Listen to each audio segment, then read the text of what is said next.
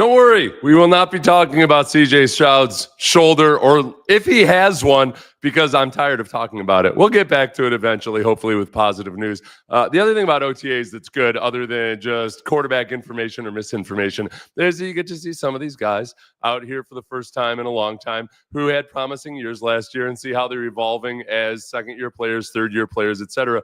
Kamari Lassiter is one of them, and more than anything, I love Kamari partly just because he fits the mold of so many of these football junkies, these psychotically obsessed players they have on defense, that almost feels like you're boiling over with them. This is Kamari Lassiter when asked about playing with Will Anderson, and I think it's perfectly fitting. Man, Will is a savage. Like, Will is a pure savage, and I love it. Like, from the moment I met Will, I already knew what time it was because he went to the other school.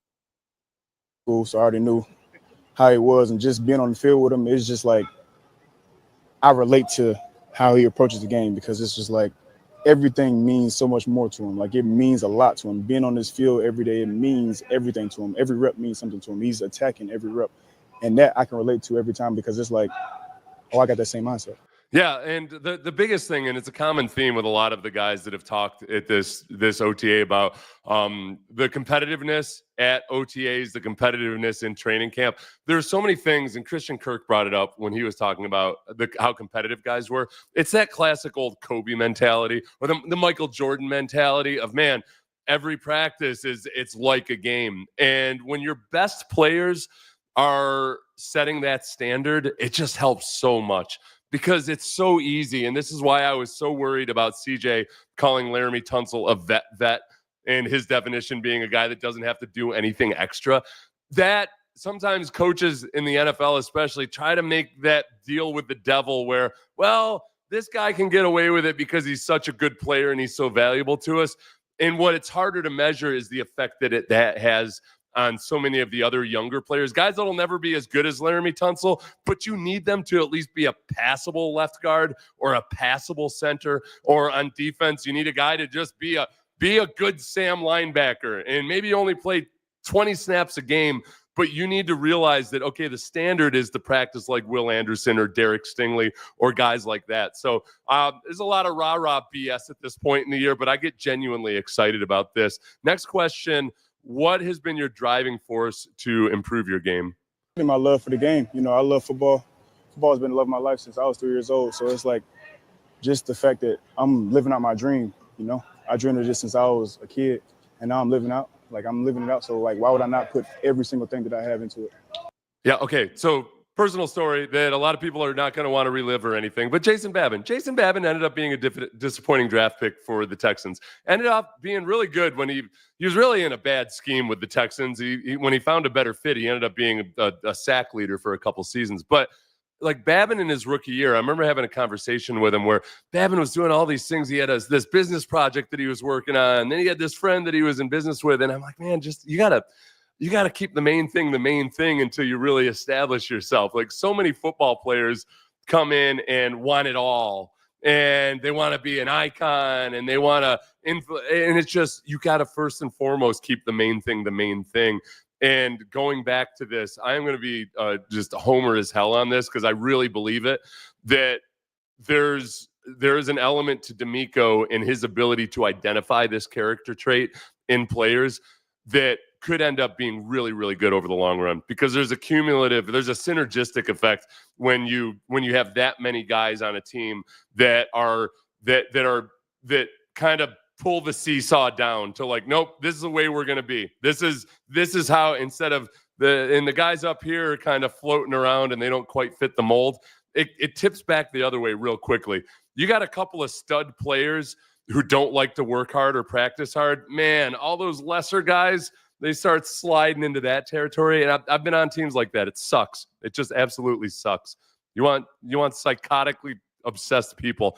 This gets into the actual football side of things a little bit. What do you want to work on heading into year 2? To be honest, we'd be here all day if I wanted to tell you every single thing that I'm trying to work on. But it's just, to be honest, I just want to become a better player, like just inside and out, from understanding what's going on pre-snap, understanding offenses better, understanding where my help is better, just understanding route recognition, or just doing the little things that can make me more successful. Watching the other players play. It's a lot of things that I really want to work on. I can't tell you everything because I'll be here all day with you. Yeah, I guess you know what you need to ask is what is his pro-grow emphasis? Because they do give them just the key and element things they want to work on, or the most important things they want to work on. But I think with Lassiter, I put him in that same bucket as Will Anderson. They're young players, but they've entered the refinement mode. You don't have to make drastic changes. You certainly don't have to teach them how to practice or how to prepare like a pro or anything like that. It's refinement. So two things with Lassiter. One was his progression throughout the year last year, and I thought this graphic was real telling. Kamari Lassiter did not allow more than 50 yards in coverage in a game after week 9. Lassiter from weeks 10 through 18, 21.7 yards allowed per game, 2 touchdowns, 2 interceptions, 50% completion rate allowed, 59.3% passer rating when targeted. And this is where I feel like he was criminally under-discussed in the national media, probably because he was a second-round pick with a slow 40 time. But those numbers, putting them in context, he's doing that while playing opposite of an all-pro cornerback. Do you know, remember when D'Amico was in San Francisco, the Lenore, the cornerback who was kind of struggling, that was D'Amico's pep talk to him was, hey, man, you're going to have opportunities to make plays because you're playing opposite this really good cornerback. You're going to get opportunities to make plays. And it worked. He made some big plays in the playoffs and what have you. But he didn't perform the way Kamari Lassiter performed. So when you're playing opposite an all-pro cornerback, people are going to go after the rookie. And the second part is in the first half of the season, we saw some of the concerns from the scouting report, which was sometimes an over-aggressiveness, sometimes guessing or getting baited on double moves or whatever. We saw that happen a good chunk in the first half of the season, and he cleaned it up a lot by the second half of the season. D'Amico was asked a question about which positions are hardest to learn as a rookie, and D'Amico didn't really give a clear answer on it. Basically said, yeah, they're all hard. I think quarterback, obviously, and then cornerback would be second after that, just because there's so much of the mental side of it to where as a cornerback, the good ones, they think like quarterbacks. They understand the situation. They understand the formations and the tendencies and everything else like that. And they, meanwhile, have to make adjustments to incredibly fast wide receivers on the fly as things are shifting all around them. And that's where it's impressive, where a guy can come in and just be leaned on from the get-go as a starter there. So I have no worries about, like, he's in the refinement mode now, and he still has more refining to do, but he's in a really, really good spot. What have you learned about yourself over this last year? I like this one partly because he really took some time to think about it. I feel like one thing that I learned about myself is that there's no limit for me. Like, I feel like, growing up, it was always my dream to be here. And then I finally got here, and I'm like, okay, let me take, the most advantage of it. And now I feel like after last year, I feel like there's no limit. I feel like if I can just continue to just get better and just continue to just listen and do the things that's necessary to get better, I feel like there's no limit for, how my career can go. And there's some similarities to that. What Derek Stingley was asked when he was on the Pivot podcast about when did he know, and for him, it was when he saw guys that he had played with or from his area that had gone on. And then in college, obviously, he's doing well. But when you actually get into the league, there is that moment where, like, you beat a really good player on one play, and to some degree like that, you realize, like, oh, wait a second, I did that against that guy that I've been watching on television forever. Holy crap, I can probably do more of that. And if it's a guy that actually, like Kamari and Derek Stingley both are, they're also constantly thinking, Derek on that podcast talked about how he's upset with himself for not having more interceptions last year because he had so many that he had his hands on or that were just near interceptions that he's upset with it. But you see that upside. It's like when you every now and then make the perfect golf shot, and that's a more frustrating endeavor because you have success in a football game, it feels like you can build on it more readily. Whereas you have a really nice golf shot and then you still suck as a golfer for the next 7 years of your life, or 42, however long I've been playing golf. Next question from Kamari, for Kamari, was how good do you think the Texans secondary can be? I feel like with us, the sky could be the limit, to be honest.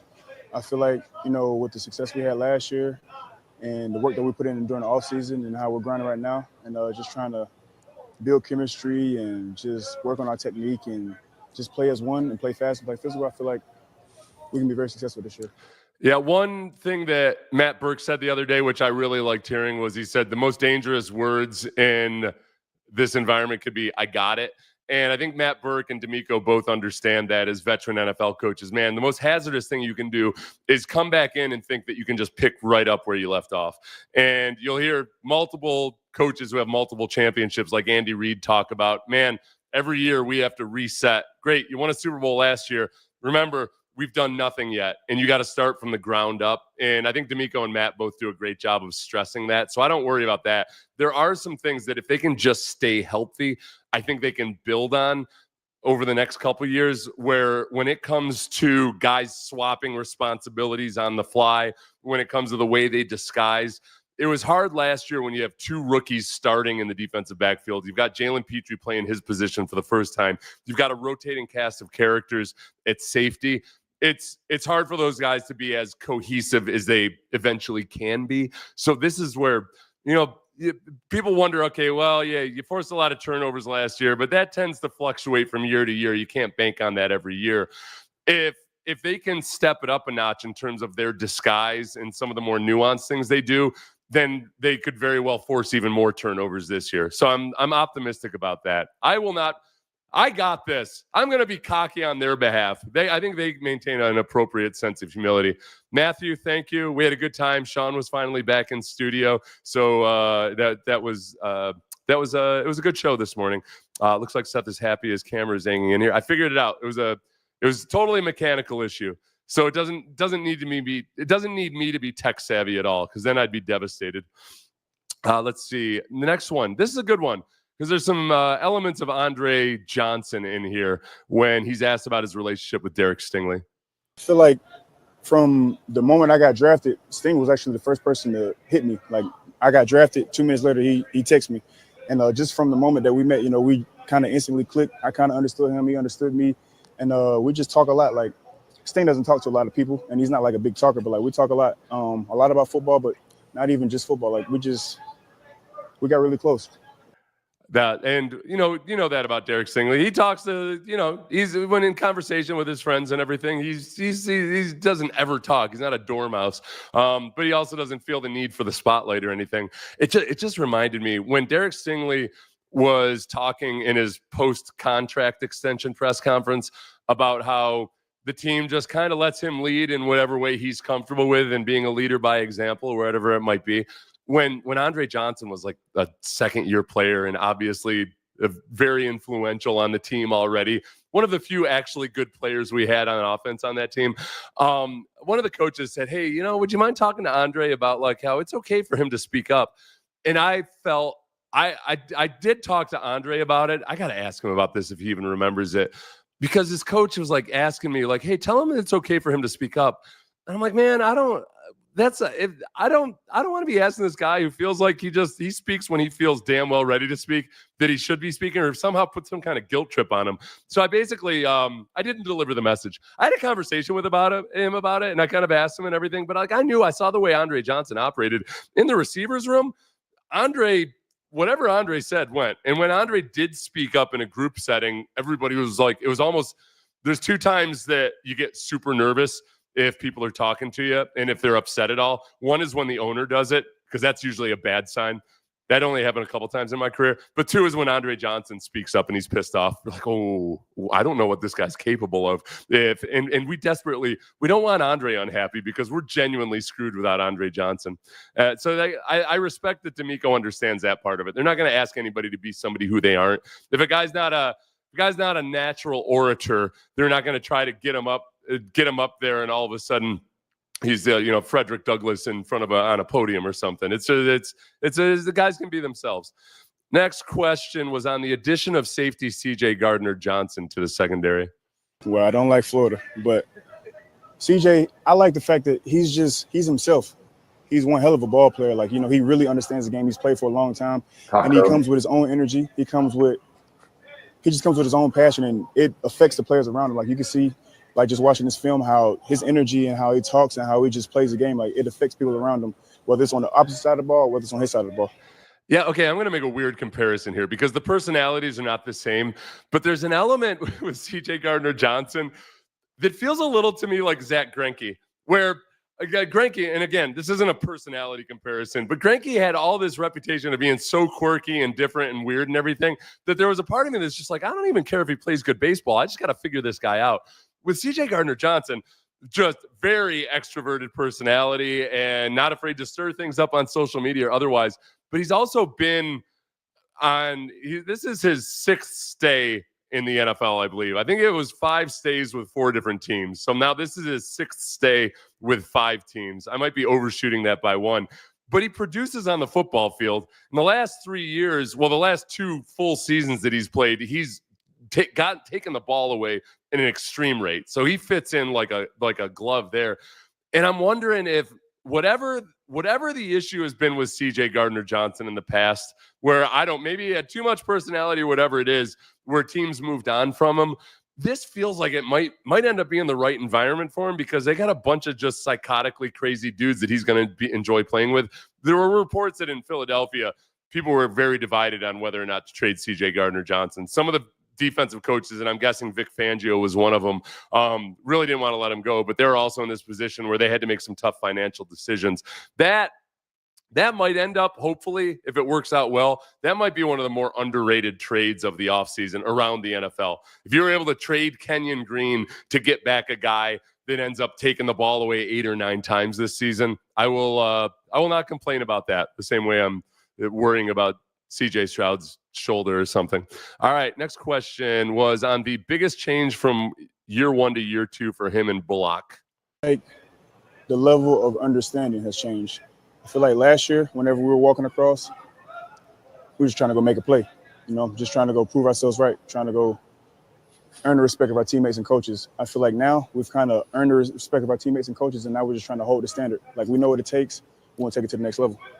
I don't think Lassiter's never struggled for confidence or anything, but the story I'm about to tell is about Chris Hudson, who's from Houston. He was a safety my first couple years in Jacksonville. Awesome guy. And I remember I was in the weight room in my second year, and Chris Hudson came up, and we were having a conversation. It was me and another rookie having a conversation with Chris Hudson, and I wish I could do a Chris Hudson impression because he got a really unique way of talking. But basically he said, like, man, it's funny. You see this, you guys come in as rookies and you're just kind of timid and you're not saying much. And then all of a sudden the second year, it's like your voice lowers an octave. Like all of a sudden you got some bass in your voice and you got some confidence and you're puffing your chest.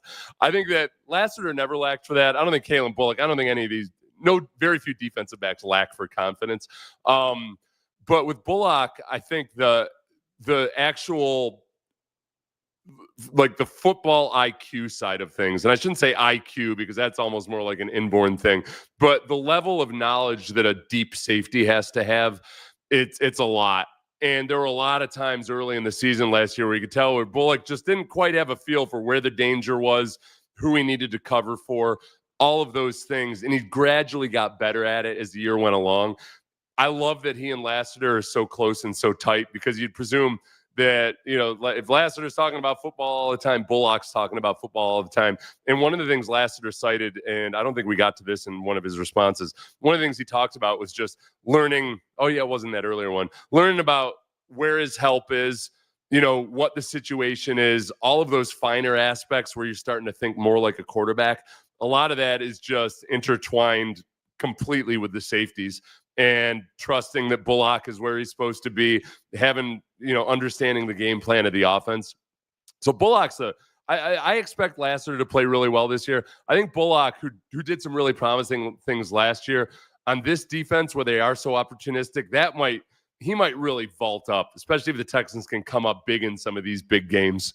Say against the Ravens, maybe. I wouldn't mind if it was against the Ravens.